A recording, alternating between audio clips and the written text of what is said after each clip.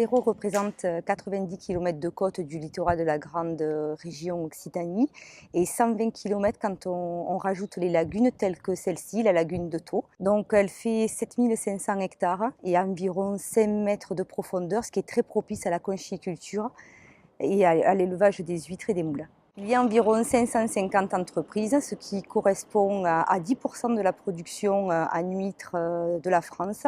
Ça représente environ 2000 emplois directs et autant en indirect. C'est la seconde agriculture de l'Hérault après la viticulture.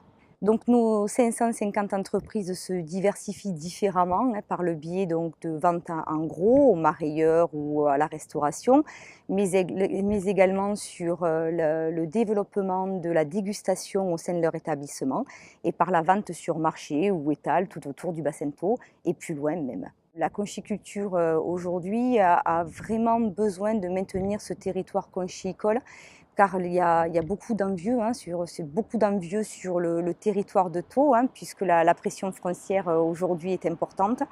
Donc le département met en place, pendant son schéma, une proposition de PAEN pour pouvoir préserver toute la conchyliculture tout autour du bassin de Thau et réserver ces zones à cette seule fonction. Au niveau du bassin de Thau, on a environ 170 petits métiers qu'on appelle les petits pêcheurs. Et sur le département, nous avons une criée départementale qui est au Gros d'Agde. Nous avons face à nous Sète, avec la criée de Sète qui est très connue, mais il y a également celle du Gros du Roi qui, elle, est privée.